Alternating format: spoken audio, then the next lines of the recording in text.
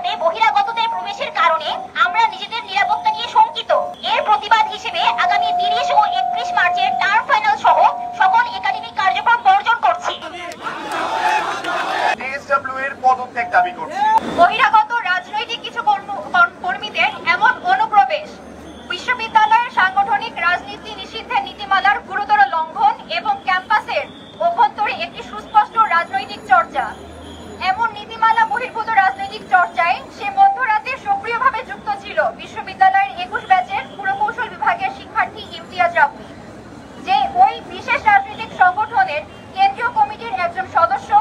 শিক্ষার্থীদের প্রতিবাদের মুখে পূর্বে ক্যাম্পাসের অরাজনৈতিক পরিবেশ অক্ষুণ্ণ রাখতে তার পদ থেকে অব্যাহতি নেবে বলে জানিয়েছিল, কিন্তু পরবর্তীতে তার বর্তমানে সে অত্যন্ত প্রকাশ্যে তার রাজনৈতিক চর্চা চলমান রেখেছে এবং 28 মার্চ মধ্যরাতে বহিরাগতদের সাথে নিরঙ্কুশ যোগাযোগ, তাদের ক্যাম্পাসে প্রবেশ করানো, গার্ডদের সাথে কথা বলা, রাজনৈতিক নেতাকর্মীদের সাথে সাক্ষাৎ, তাদের গাড়ি বের করানো এবং প্রবেশ করানো, এই সকল সক্রিয় ভূমিকায় তাকে দেখা যায়।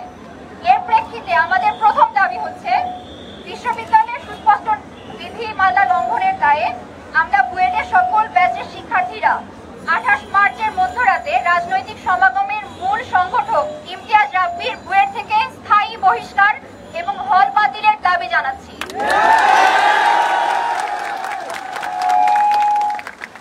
উক্ত ঘটনায় ইমতিয়াজ রাব্বির সাথে বুয়েটের বাকি যে সকল শিক্ষার্থীরা জড়িত ছিল তাদের বিভিন্ন মেয়াদে হল এবং টার্ম বহিষ্কার চাই।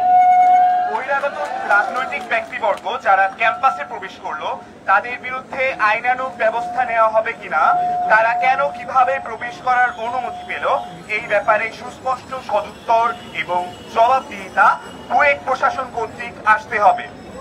উপরোক্ত 1 নং এবং 2 নং দাবি আগামীকাল সকাল 9টার মধ্যে বাস্তবায়ন করা না হলে আমরা সকল ব্যাচের শিক্ষার্থীরা টিএসডব্লিউ এর পদত্যাগ দাবি করছি। আমাদের পঞ্চম দাবি, ক্যাম্পাসের মধ্যরাতে বহিরাগতদের প্রবেশের কারণে আমরা নিজেদের নিরাপত্তা নিয়ে শঙ্কিত। এর প্রতিবাদ হিসেবে আগামী 30 ও 31 মার্চের টার্ম ফাইনাল সহ সকল একাডেমিক কার্যক্রম বর্জন করছি।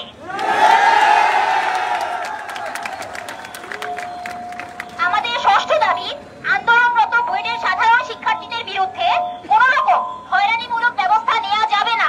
এই অথরিটিকে লিখিত প্রতিশ্রুতি দিতে হবে।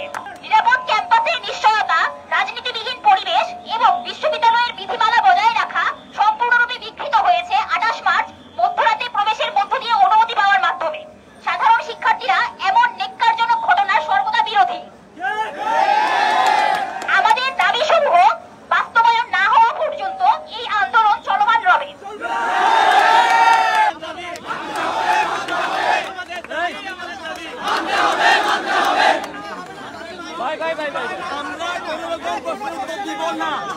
আমরা কোন রকম প্রশ্ন উত্তর দিব না।